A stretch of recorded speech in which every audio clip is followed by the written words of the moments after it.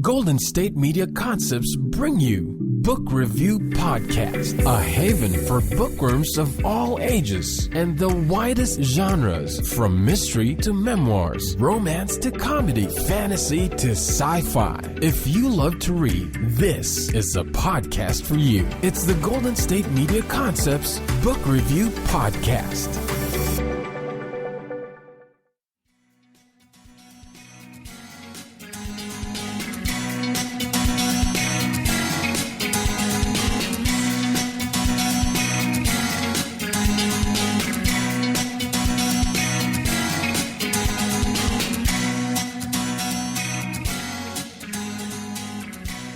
Hello and welcome to the GSMC Book Review Podcast, brought to you by the GSMC Podcast Network. I am your host, Sarah, and it is wonderful to be with you on this Thursday. Hope your week's been going well. Hope you have some exciting weekend plans coming up.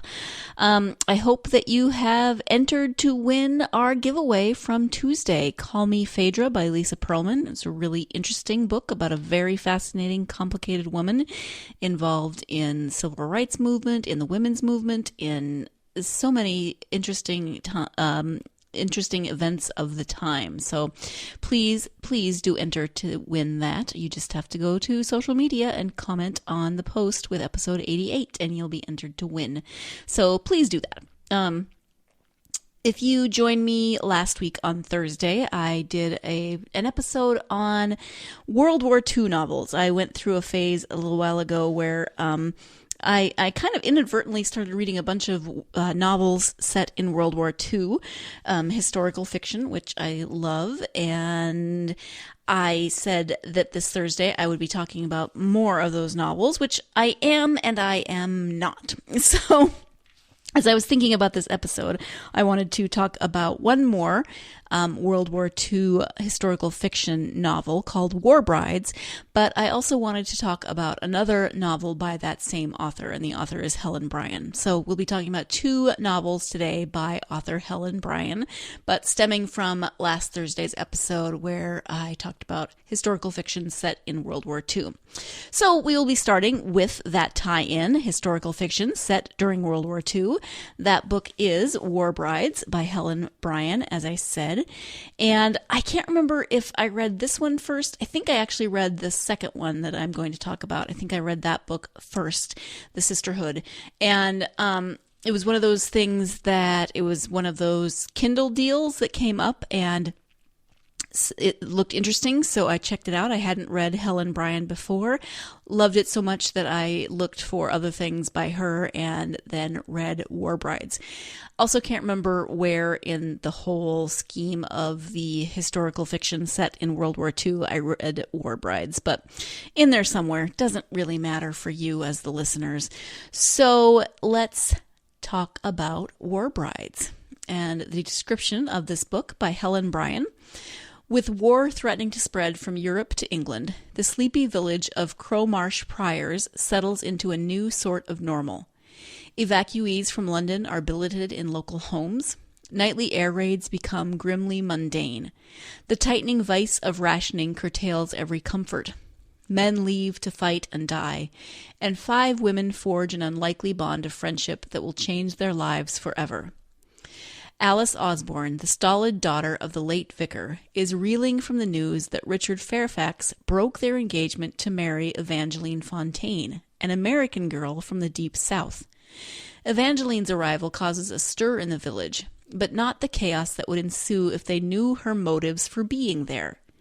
Scrappy Elsie Pigeon is among the poor of London who see the evacuations as a chance to escape a life of destitution.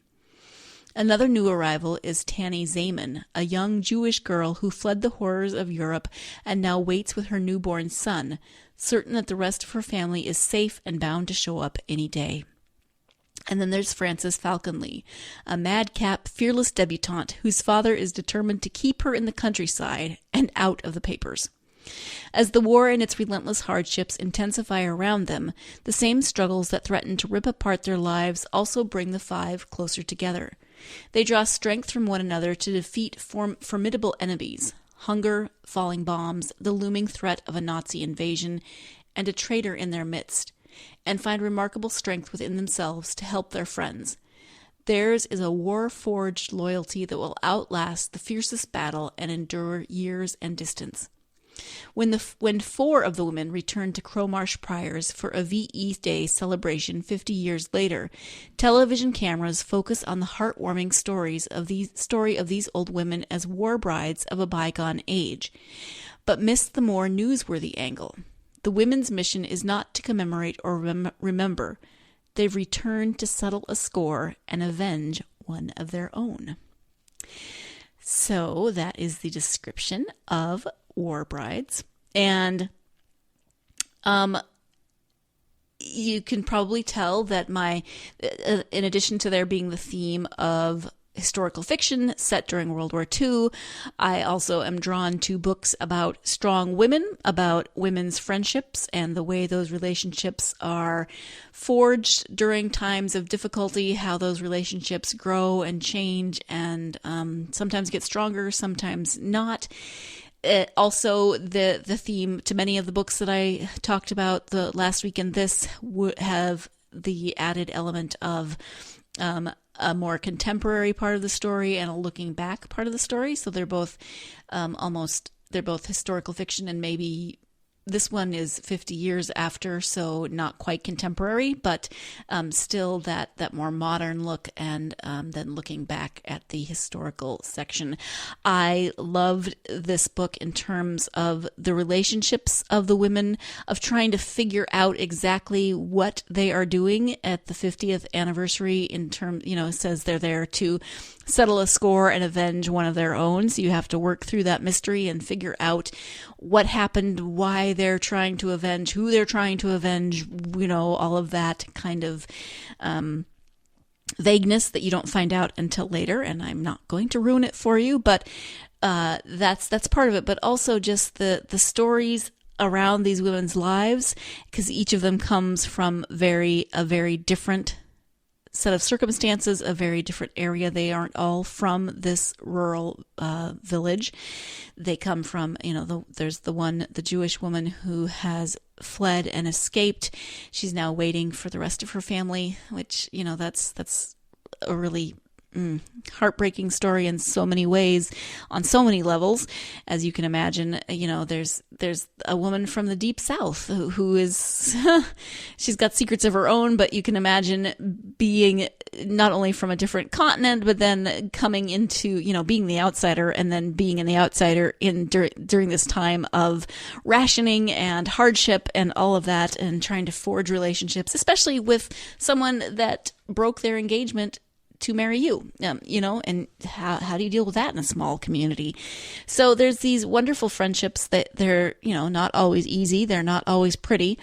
The times weren't always easy and weren't always pretty, but we see them growing and changing throughout the war as they struggle to figure out what they are doing, how they are going to, just how they're going to make it through these circumstances. And then you get, of course, the added element of the 50 years later and the perspectives of the women now that it has been 50 years. They've lived so much more of their lives, and now they're trying to figure out, from 50 years on, how to settle a score, how to avenge one of their own, what exactly happened, etc., etc. So there's a lot of layers to this book. There's a lot of things going on here besides just the historical fiction. You'll again notice that I tend to lean towards books with strong female protagonists, with strong female friendships. Pretty much all of the books that I've talked about in terms of the World War II historical fiction have had strong female protagonists. Most of them have had strong female relationships and friendships as well. So yeah, I think we're going to take our first break, and when we come back, we'll be talking about another book by Helen Bryan, very different, set in a completely different time frame and period. So stay tuned. You're listening to the GSMC Book Review Podcast, and I will be right back. Do you want to be healthier, yet you just don't know what to do? All these shows telling you this and that, but nothing seems to work. Well, listen close. Golden State Media Concepts has got something great for you. The Health and Wellness Podcast, dedicated to workout trends, healthy eating habits, diet, and everything about healthy living. Join us in our banters as we help you not just live life to the fullest, but live it to the healthiest.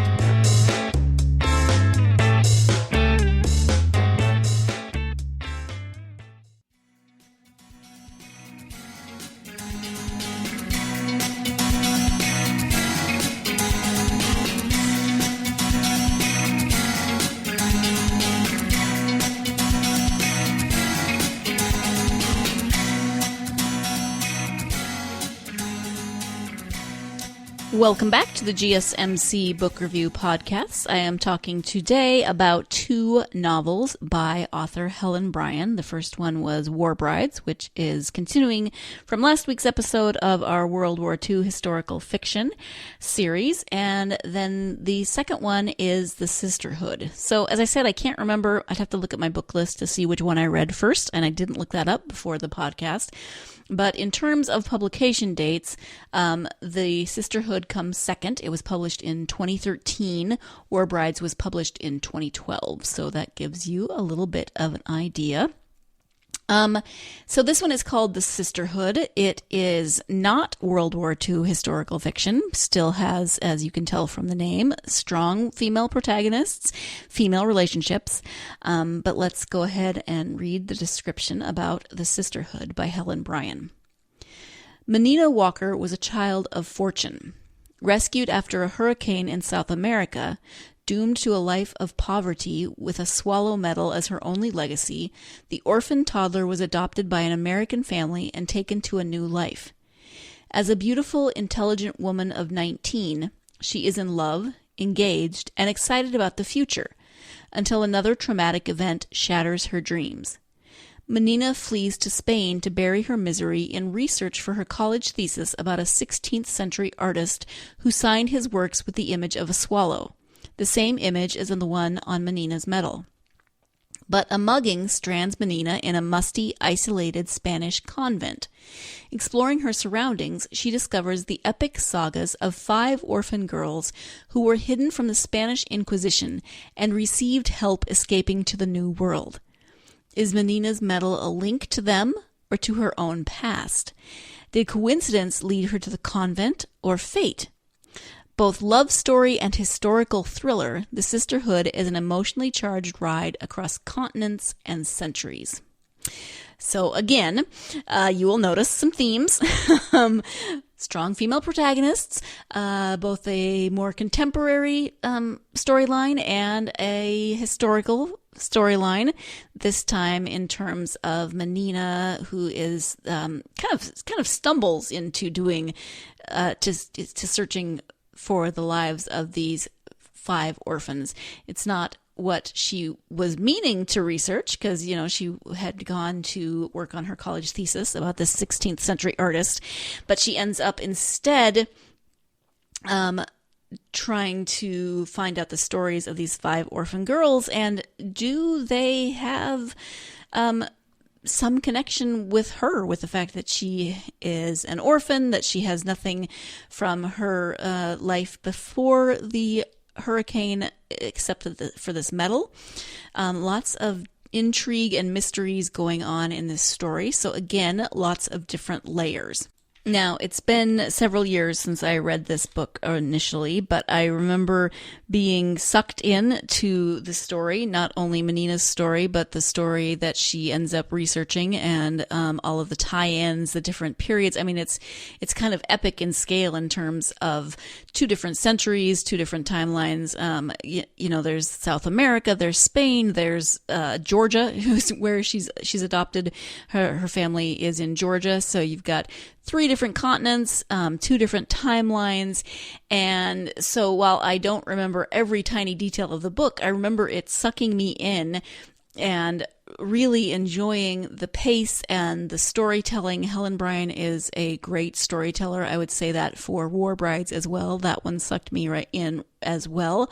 I love the fact that she writes historical fiction, but very different historical fiction. She's not writing, she could have stuck with the World War II era for her historical fiction. She'd already obviously done a lot of research.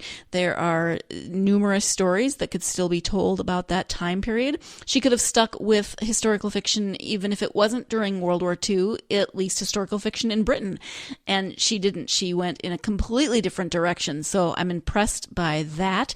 I am not an author, so I don't know how difficult that is for authors in general to kind of veer in that complete different direction. She's also written at the time that she'd written these two, she'd also written a biography, so she clearly likes research.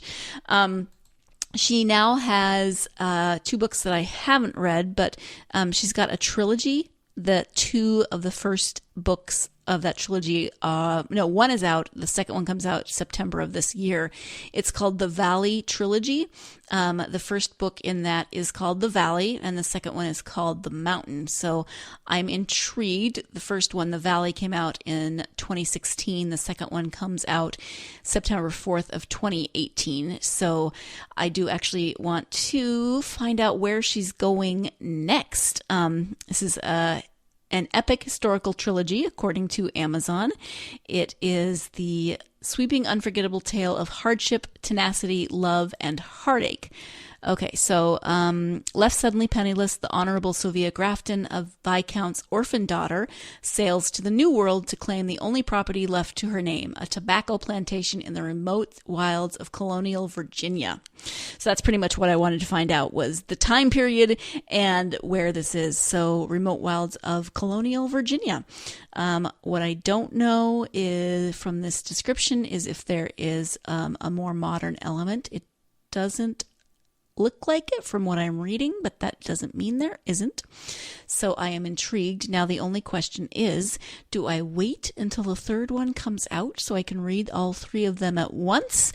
Or do I start now and then have to wait for the third one to come out?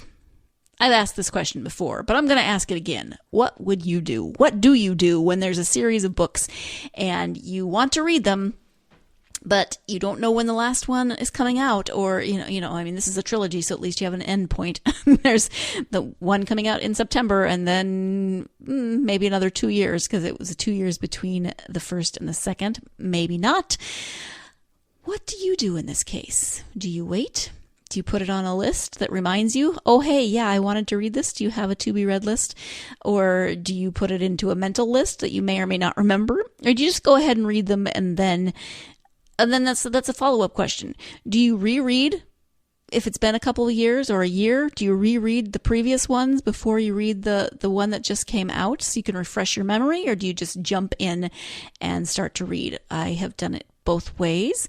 Both ways have their pros and cons. At any rate, the Sisterhood. I was talking about the Sisterhood and then I got sidetracked, but books do that to me. They send me off into rabbit holes all the time, which I love.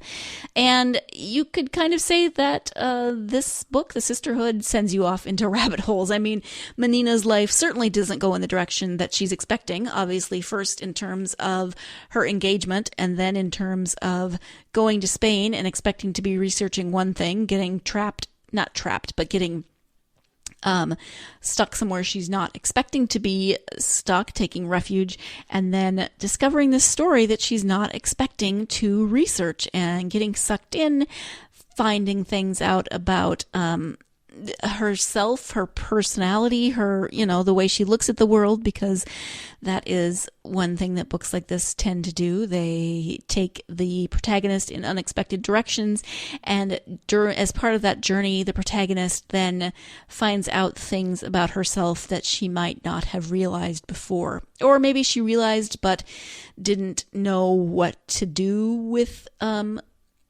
the realizations or the skills that she has or those types of things.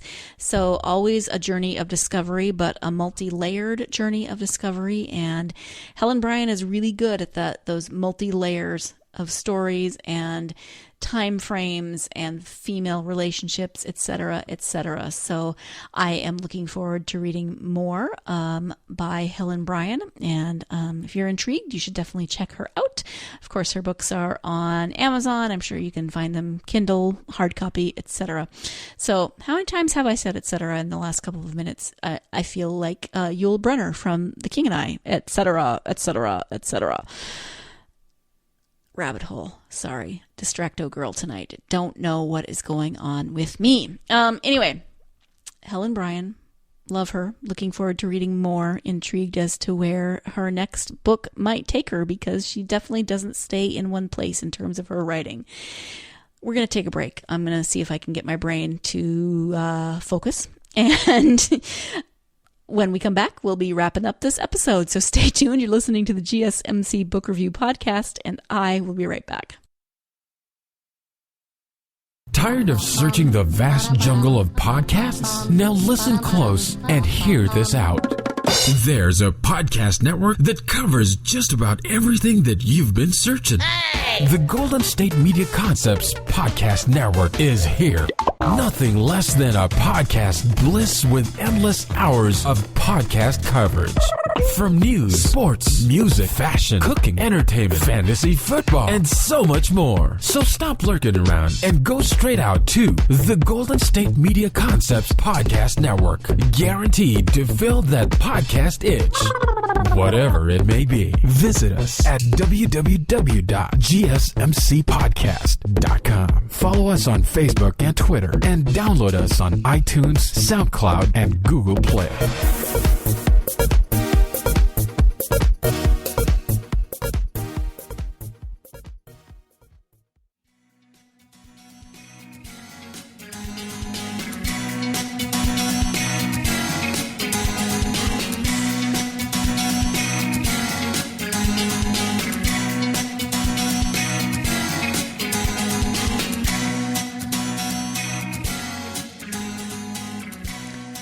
Welcome back to the GSMC Book Review Podcast. The first two segments I spoke of books, historical fiction books by author Helen Bryan, one set in World War II, one set in, a couple of different timelines and 3 different continents, the Sisterhood. And I have not yet read a third book by Helen Bryan, so this third section is not on a book specifically, but I thought since I was talking about World War II historical fiction that I would kind of wrap up a few things. So last Thursday, when I said what got me thinking about this was my interview with author Jeannie Dixon about her historical fiction set in World War II, Grounded Hearts. That's kind of where I started, and I didn't mention what episode that was last time. So that is episode 33 if you want to check that out, interview with Jeannie M. Dixon. Her book is Grounded Hearts. That one is set in Ireland in World War II and involves a downed American pilot and the policy that Ireland had at the time of turning in those pilots. So the protagonist has to figure out when she finds him. She's a nurse. She wants to help him, heal him with his injuries, but then she has to figure out, is she going to hide him? Is she going to turn him in, send him to a prisoner of war camp, etc. So that's what sent me off on this tangent. And then last Thursday, I spoke of 3 books. The Book Thief, that is set in Germany during World War II, The Nightingale, which is in France, and then Sarah's Key, which is also in France. So we've had France, Germany, England, and Ireland. I have also talked in one of the earliest episodes, episode 4, I talked about yet another historical fiction set during World War II. Can you imagine? It's as though there's a theme going on here. And that was At the Water's Edge, by the same author as Water for Elephants, Sarah Gruen. That one is set in Scotland, but also America. Starts out in America. I can't remember what state, unfortunately, but then the characters go to Scotland. It's World War II, also a quest for the Loch Ness Monster, and a lot of figuring out of relationships and what's important. And there's some very complex relationships going on in that as well. Some characters that you really want to root for, and some characters that are just not likable, but that's the point. Sometimes you need some of those characters that you don't want to root for to help you root for the other characters even more. So it's a bit of a mystery. It's a bit of a romance. There's, again, different layers. So I think that's maybe all I have talked about in terms of historical fiction set during World War II, but I don't know. I'd have to look back at the episodes. I'd have to look back at my book list and see what else I've read. I know I've read more throughout my life than I have talked about here. So that leads me to kind of wrap up this historical fiction set in World War II themed portion of our podcast episodes. Makes me want to know, though, what era in historical fiction do you have an affinity for? Are you a fan of Regency romances, maybe? Are you a fan of books set in Victorian times? Do you have a certain location? Maybe you love historical fiction set in France. Maybe you love historical fiction set in England. Maybe, somewhere South America. There's 7 continents. Historical fiction set in Antarctica. Now I'm curious. I know there is some. There's got to be some, right? What time period do you like for your historical fiction? What area of the world do you like for your historical fiction? Hit me up on social media and let me know. I would love to hear from you. Also, social media, just a reminder, we do have the one giveaway going on for Call Me Phaedra. Not historical fiction, but actual history, biography of movement lawyer Faye Stender. And so if you go to Facebook, Twitter, or Instagram and comment on the post with episode 88, you can enter to win that. That giveaway goes through next Saturday, which is the 16th. And then winners will be announced on the following Monday, June 18th. So please enter that giveaway. Thank you so much for joining me. As always, I love spending time with you talking about books. It's awesome. I'd love to hear what you think. So either comment on this episode or hit me up on social media, whatever is easiest for you. I'd love to hear from you. Thank you again for joining me. Join me again on Tuesday for another episode. In the meantime, though, get out there and get yourself lost in a good book. Thanks. You've been listening to the Golden State Media Concepts Book Review Podcast, part of the Golden State Media Concepts Podcast Network.